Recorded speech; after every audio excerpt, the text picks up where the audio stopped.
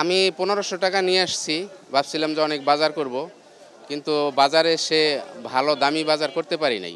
বড়লোকে তো আপনার গিয়ে ১ টাকার জিনিস ১০০ টাকা খাইতে পারবে, কোনো সমস্যা নেই। হ্যাঁ, সমস্যা হয় যায় যারা নাকি দিন কামায় দিন খায় তাদের জন্য। বাড়ানোর তো অজুহাতের অভাব নাই, কমানোর বেলায় তো আর কমে না। তখন তো সরকারের পুলিশ নামান লাগে, অনেক কিছু নামাইতে হয়, নামলে কমে। বাজার তো আপনি ঈদের পর থেকে দাম কম। হ্যাঁ, প্রত্যেকটা জিনিসের দাম কম আছে। কাঁচামরিচ মাঝখানে হয়েছিল ১০০ টাকা, ১২০ টাকা, আবার আজকে হয়ে গেছে ৪০ টাকা কেজি। এটা কাঁচা বাজার তো বলা যায় না কখন দাম কমে কখন দাম কমে। আপনার সরবরাহটা বেশি হয়ে গেলে আপনার দাম কমে যায়, আর যদি সরবরাহটা কমে যায় তো দাম বেড়ে যায়। এটা ওদের হাতে কিছু না, এটা হচ্ছে আপনার কাঁচা সবজি যা এরকম উদল বদল হবেই।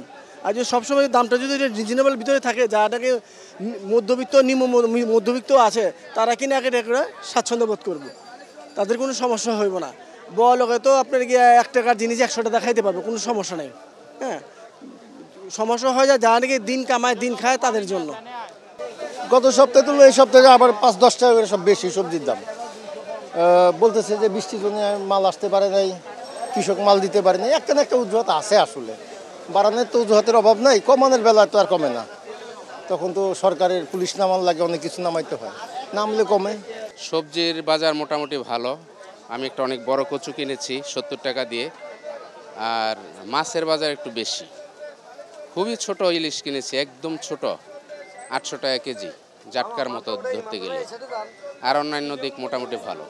আমি ১৫০০ টাকা নিয়ে আসছি, ভাবছিলাম যে অনেক বাজার করব, কিন্তু বাজারে এসে ভালো দামি বাজার করতে পারি নাই। সবচেয়ে সস্তায় যে সমস্ত জিনিস পাওয়া যায় সেগুলি কিনছি। যেমন কচু কিনেছি, ডাটা কিনেছি, যেগুলি কারওয়ান বাজারে কেনার কথা না। কারওয়ান বাজারে আসলে আমরা শসা কিনবো, গাজর কিনবো, বা একটু ভালো জিনিস কিনবো, সেগুলি কেনার সামর্থ্য আমার এখন নেই।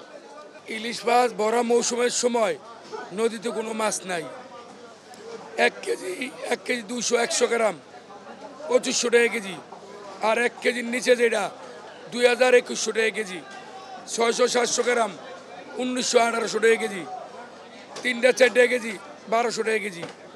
মাছের আমদানি খুবই কম, চাঁদপুরে মাছ ধরা কম পড়তেছে, এই জন্য মাছের দাম বেশি। যদি আমদানি বেশি হয় তাহলে মাছের দাম কমে দেবো। এই রুই মাছ কাতল মাছ ৪৫০-৫০০, আড়ি মাছ এনে কিন্তু আছে, কিন্তু একটা আছে দেশি আইর, একটা আছে ইন্ডিয়ান আইর। এই যে ছোট একটা এটা দেশি আইর ১৪০০ টাকা কেজি, এটা হলো মেঘনা নদীর মাছ। বড় একটা আইর হলো ১,০০০ টাকা কেজি। সবাই বুঝতে পারে না, সবাই নিতে পারে না, এই হলো হিসাবটা। এনে জিজ্ঞেস করে দেবো ওই নদীরটা, গিয়া লইব ইন্ডিয়ানটা, এই হলো ব্যাপার। ১৪০০ টাকা কেজি গুন্ডে, আর এই ছোটো মাছ আপনি ৮০০-৮৫০ টাকা দিলে নিতে পারবো। আর এগুলো ১৪০০ টাকা কেজি মেঘনা নদীর মাছ। মেঘনা নদীতে মাছ আনি তো দাম অনেক বেশি, কাস্টমার খুবই কম। দাম একমাত্র চিংড়ি মাছ একটু বেশি। দেখেন ছোটো এই যে নদীর চিংড়ি ১৫০০ টাকা কেজি, নদীর চিংড়ি, এটা নদীর। আবার চাষের মাছ বড় বড় পাওয়া যায় আপনি ৮০০, ৯০০, ১,০০০। নদীর মাছের দামটা একটু বেশি, আর অন্য মাছের দাম কম।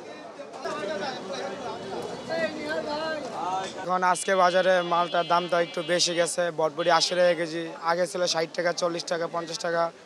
আর ভেন্ডি পটল আগে সপ্তাহে ছিল ৩০ টাকা কেজি, আর এখন ৪০ টাকা কেজি। মানে ধরতে গেলে প্রত্যেকটা মালে এই কেজিতে ১০ টাকা কেজিতে এক্সট্রা বাড়ছে আর কি।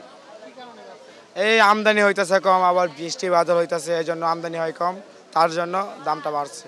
আর দাম বাড়াতে কাস্টমারের চাহিদা অনেক, আর যখন দাম ছিল কম চাহিদা ছিল কম।